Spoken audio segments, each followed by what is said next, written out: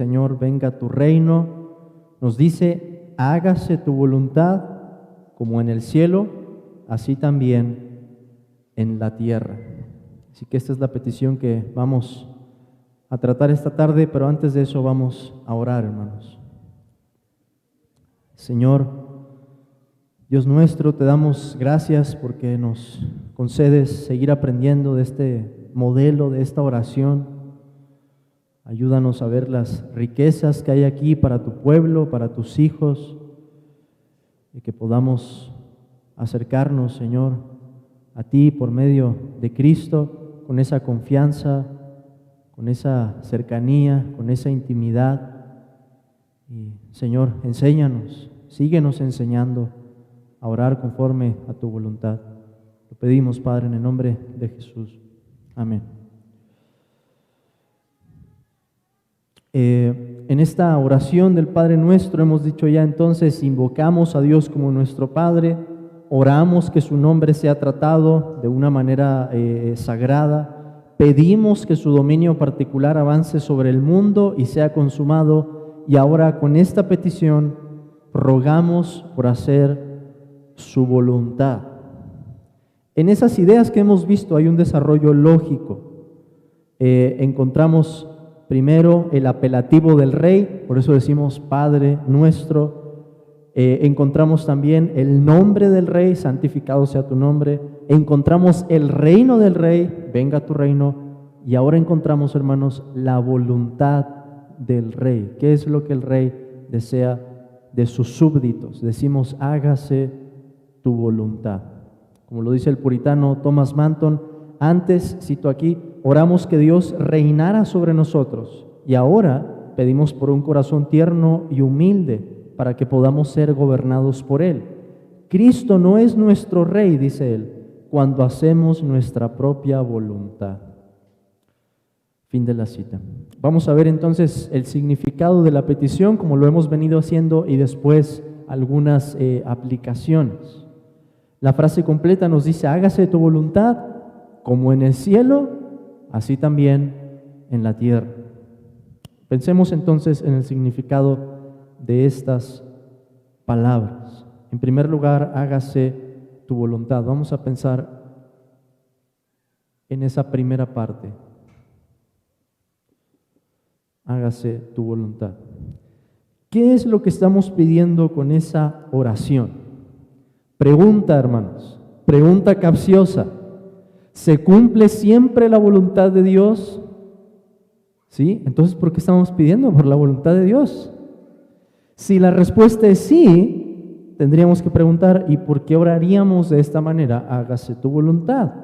Si la respuesta es no, ¿qué hacemos con los textos que hablaban, vimos en la ocasión anterior, de el reino universal de Dios?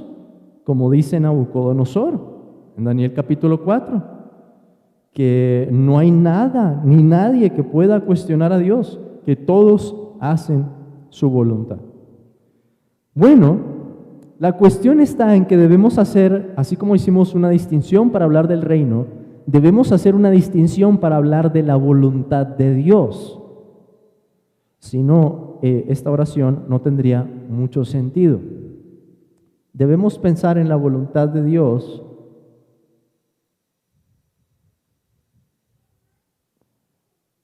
de dos formas.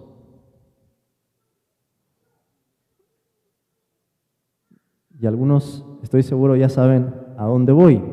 En primer lugar, hay una, podemos decir, voluntad. ¿Voluntad de qué? ¿Alguna idea? De decreto. Muchas gracias. Voluntad de decreto. Hermanos, no todos tenían que saber la respuesta, pero los que están estudiando en seminario o llevan más tiempo estudiando teología, sí la saben. Voluntad de decreto, o también podemos denominarla secreta. Y en segundo lugar, podemos hablar de una voluntad de precepto,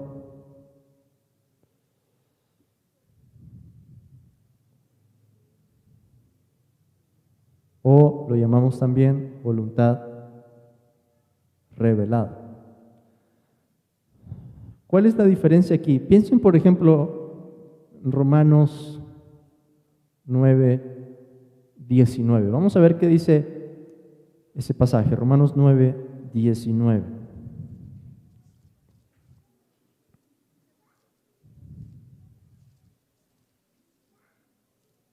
Romanos 9, 19. El apóstol Pablo, hablando acerca de la elección y de las probables objeciones que puedan levantarse en contra de esta realidad, pregunta, pero me dirás, ¿por qué pues sin culpa? Porque ¿quién ha resistido a su voluntad? Y la idea es que no hay nadie que pueda resistir a la voluntad de Dios. Pero cuando hablamos de la voluntad de Dios en ese sentido, tenemos que decir, no hay nadie que pueda resistir a la voluntad de decreto o secreta de Dios. No es que haya dos voluntades en Dios, pero es la forma, hermanos, en que nosotros como criaturas tenemos que hacer distinciones para entender cómo funciona por la diversidad de textos bíblicos que tenemos. Por ejemplo, piensen en la cruz. ¿Era la voluntad del Padre que su Hijo fuera ofrecido en la cruz? Definitivamente, fue su decreto. Pero ¿qué pasaba con la voluntad de las personas? ¿Estaban cometiendo un pecado al crucificar al Señor de gloria? Sí, definitivamente. Entonces, en la voluntad de decreto o secreta de Dios encontramos aquello que se va a cumplir definitivamente, eficazmente. Pero no conocemos esa voluntad. Y si pensamos en el Padre Nuestro, hermanos, sería ilógico que estemos pidiendo que se cumpla algo que ya sabemos que lógicamente, necesariamente, se va a cumplir. Y de lo que no tenemos ni idea de qué es. No tendría mucho sentido si oramos pensando de esa manera. Hágase tu voluntad y estamos pensando que la voluntad de Dios se va a hacer y nosotros ni siquiera sabemos cuál es esa voluntad. Pero si consideramos la voluntad de precepto o revelada, empezamos a entender a dónde es que va esta oración. Y como ejemplo solamente vamos a 1 Tesalonicenses, capítulo 4, versículo 3. 1 Tesalonicenses, capítulo 4, versículo 3. Hay varios textos como este es solo un ejemplo, que nos enseñan que la voluntad de Dios es muy clara en las Escrituras. Dice el apóstol Pablo a los tesalonicenses, pues la voluntad de Dios es vuestra santificación, que os apartéis de fornicación, que cada uno de vosotros sepa tener su propia esposa en santidad y honor, no en pasión de concupiscencia como los gentiles que no conocen a Dios, que ninguno agravie ni engañe nada a su hermano, porque el Señor es vengador de todo esto, como ya os hemos dicho y testificado, pues no nos ha llamado Dios a inmundicia, sino a santificación. Si le preguntamos a este texto, ¿cuál es la voluntad de Dios? La respuesta es la santificación, nuestra santificación. Entonces, no sabemos cómo se va a ver el futuro. No tenemos ni idea de cómo se va a seguir desarrollando ese decreto de Dios. Pero esta voluntad se nos ha revelado muy claramente. Tenemos los mandamientos de Dios. Dios nos dice en su palabra claramente qué es lo que quiere de nosotros. Entonces, cuando pedimos en el Padre Nuestro, hágase tu voluntad, la referencia directa en la que estamos pensando es a esta distinción, a la voluntad de precepto o revelada, a los mandamientos del Rey, a la voluntad del Rey para sus súbditos. Entonces, ya sabemos con eso hacia dónde nos dirigimos con la primera frase, hágase tu voluntad.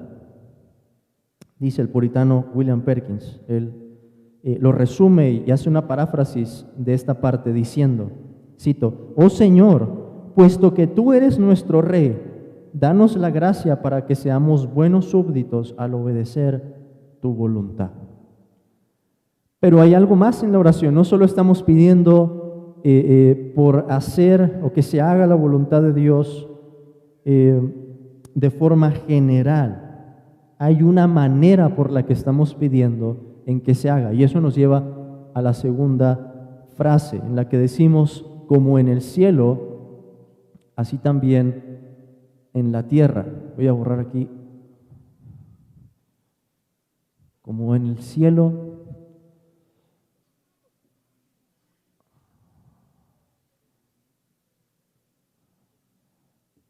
así también en la tierra.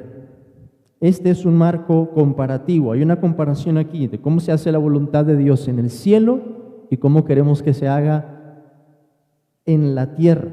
Pedimos entonces que la voluntad revelada de Dios, como el pasaje que habíamos visto, se haga aquí en la tierra, la esfera en donde estamos nosotros. ¿Cómo queremos que se haga aquí? Como ya se hace en el cielo, en la morada especial de Dios. Y por eso digo que tiene mucho sentido que pensemos que se trata de la voluntad de precepto o la voluntad revelada. Porque ¿quiénes son los que hacen la voluntad de Dios en el cielo? ¿En quién estaba pensando el Señor Jesús al decirnos esto? Pues eso incluye a los santos que han partido ya a la presencia del Señor, y eso incluye también a los ángeles escogidos que están en la presencia de Dios. Y tenemos que preguntar también, ¿y de qué forma lo obedecen? Porque esa es la comparación. Cristo quiere enseñarnos con esa comparación cómo debemos desear que se haga la voluntad de Dios aquí en la tierra. Y aquí voy a poner 4 palabras. La forma en que lo obedecen los creyentes que ya partieron a la presencia del Señor y que obedecen también a Dios los ángeles, se puede resumir de esta forma: voluntariamente,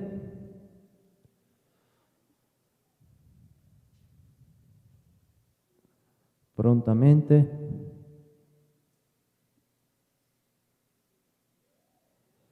constantemente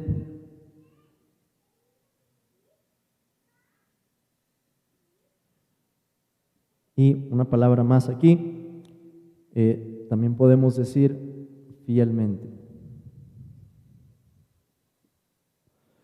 ¿Cómo hacen entonces los ángeles y los creyentes que están en la presencia del Señor la voluntad de Dios? Bueno, en primer lugar, lo hacen voluntariamente. ¿Qué quiere decir eso, hermanos? Que, aprovechando lo que veíamos ahorita en el catecismo, que los corazones, tanto de los ángeles como de los santos en gloria, han sido completamente conformados a la voluntad de Dios. Su único deseo, sin estorbo, sin oposición, sin nada, es cumplir con la voluntad de Dios. Desean eso fervientemente.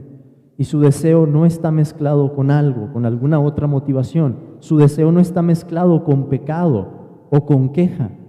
Su voluntad es perfecta y desean solo cumplir la voluntad de Dios. En segundo lugar, podemos decir que obedecen la voluntad de Dios prontamente. ¿Por qué digo prontamente? Porque en la tierra es diferente. Sabemos la voluntad de Dios y somos tardos muchas veces para obedecerla. Y hay queja en nuestro corazón, y hay lucha, y hay una batalla. En el caso de los ángeles y de los santos en gloria, no hay esto. Como le dice el ángel a Daniel, el profeta, en el capítulo 9, al principio de tus ruegos fue dada la orden, y por eso he venido aquí, porque tú eres muy amado. Entonces, en cuanto empieza a orar el profeta, Dios ordena al ángel que salga a visitar a su siervo, y prontamente sale a obedecerlo. También decimos constantemente. En Apocalipsis capítulo 4 se nos dice que los ángeles que estaban en la presencia de Dios cantan día y noche. No hay un momento en que podamos decir que ellos dejan de obedecer la voluntad de Dios, como los santos en gloria, a diferencia de nosotros. Y por último decimos también fielmente. O sea, ellos obedecen toda la voluntad de Dios, no como nosotros.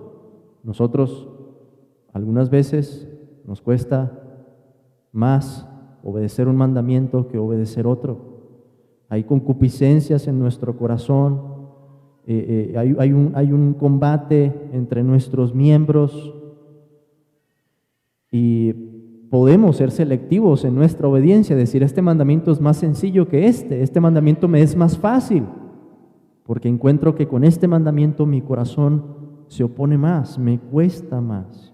Con los santos y con los ángeles es diferente. Ellos tienen una fidelidad igual a la suya, porque eso no puede ser una realidad de este lado del cielo o aquí en la tierra. Debemos desear eso, sí, debemos desear la perfección, sí, pero no podemos alcanzarla. Entonces no estamos pidiendo que nuestra obediencia iguale a la suya. Eso va a pasar cuando nosotros estemos en presencia de Cristo. Pero lo que estamos pidiendo es que haya una medida de similitud, que nuestra vida aquí se empiece a parecer a la que los santos y los ángeles tienen en el cielo, que la tierra, en otras palabras, se empiece a parecer al cielo, que así como se hace allá la voluntad de Dios, podamos tener algo de esta medida, de hacer la voluntad de Dios voluntariamente, prontamente, constantemente y fielmente. ¿Qué podemos, hermanos, entonces obtener de aplicaciones de esta oración? Esta petición nos enseña, en primer lugar, que la gracia de Dios es necesaria para la obediencia. La gracia es necesaria para la obediencia. ¿Cómo sabemos eso? Pues porque estamos pidiendo que se cumpla la voluntad de Dios que Él ya ha revelado. ¿Y por qué estaríamos pidiendo algo así? Porque estamos en necesidad de la gracia de Dios. Y si la gracia no obra en nuestros corazones, si la gracia no obra en la tierra, ¿quién cumpliría entonces? ¿Quién buscaría obedecer la voluntad de Dios? Nadie. Dios vio desde su trono a los hijos de los hombres y no había ninguno, nos dice uno de los salmos, que lo buscara, que hiciera su voluntad. Pero porque la gracia de Dios ha llegado aquí, pedimos ahora, hágase tu voluntad, porque deseamos, hermanos, que Dios nos dé la gracia para obedecer. ¿Qué nos garantiza que vamos a perseverar en la obediencia? No podemos confiar en nosotros mismos, no podemos confiar en nuestra fuerza. Por esto hemos de pedir con constancia y urgencia que la gracia nos capacite para ser fieles. Es curioso, decimos hágase tu voluntad, pero somos nosotros los que vamos a obedecer. Dios es el que nos va a dar la gracia para hacerlo. Entonces, lo primero que podemos obtener de aquí, voy a poner la necesidad de la gracia. En segundo lugar, la petición nos lleva a apreciar más la importancia del estudio de la voluntad revelada de Dios. Si es cierto lo que he dicho, que Dios nos revela su voluntad de una forma tan clara como lo leíamos en 1 Tesalonicenses 4:3, pues la voluntad de Dios es vuestra santificación. Y si estamos pidiendo, diciendo, hágase tu voluntad, ¿qué sería lo lógico? Que estudiemos qué es lo que Dios nos ha dicho. Que nos unamos a las palabras de Josué y digamos, como dice Josué en el capítulo 5, que dice el Señor a su siervo. Esa es la actitud del salmista en todo el Salmo 119. Pero quiero que vean como ejemplo el versículo 33 y 34. Salmo 119, versículo 33 y 34.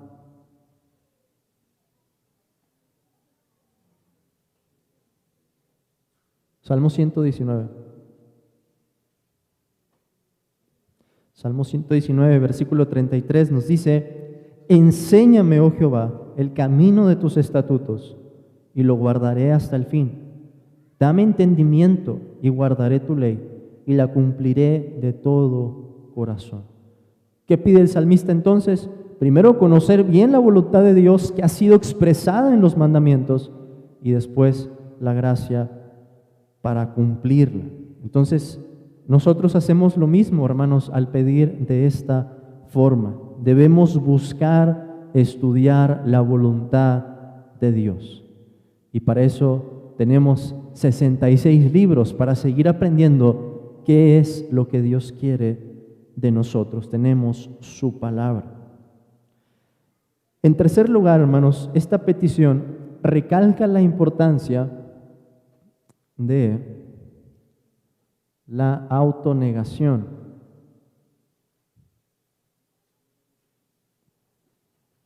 Porque decimos, hágase tu voluntad. No estamos pidiendo por nuestra voluntad.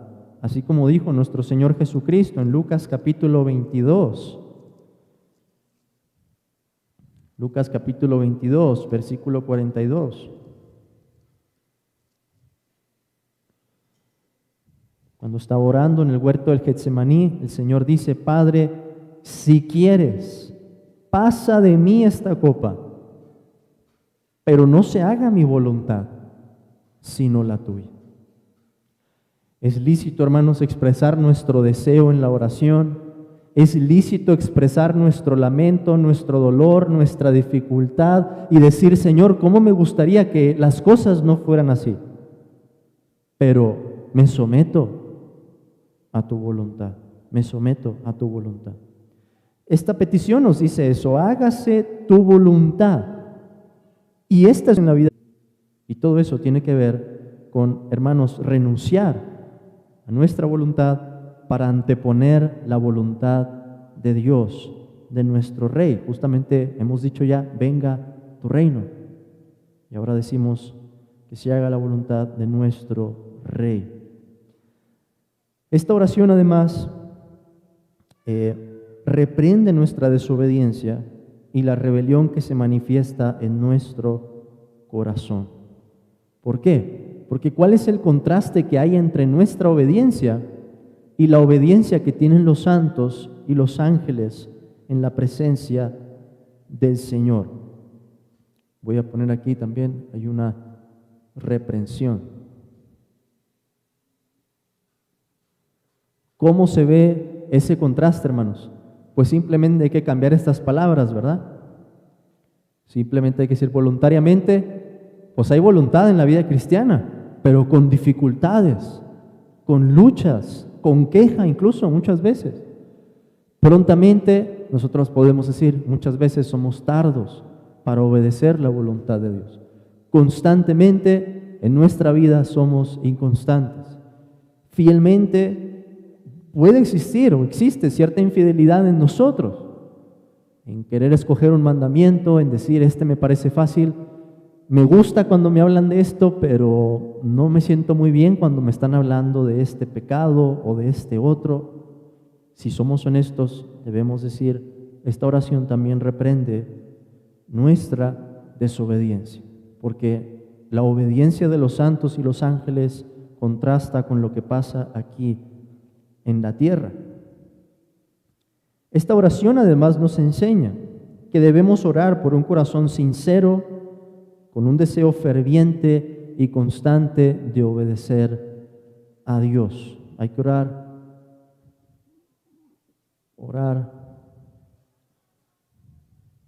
por un corazón ferviente y sincero.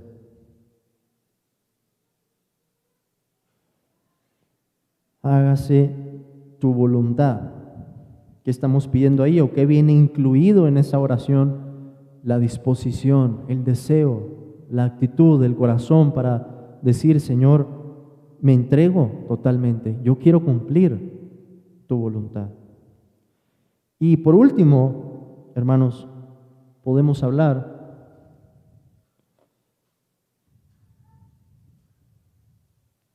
del ejemplo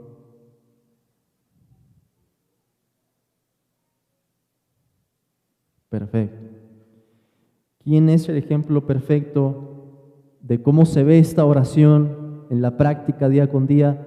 Nuestro Señor Jesucristo, nuestro Salvador. Él es el ejemplo perfecto de cómo se ve el hacer la voluntad de Dios en la tierra, así como se hace en el cielo. Prontamente, voluntariamente, constantemente, fielmente. Podemos ver a través de esa petición también la obediencia de nuestro Señor Jesucristo. Hermanos, pues con esto terminamos la tercera petición.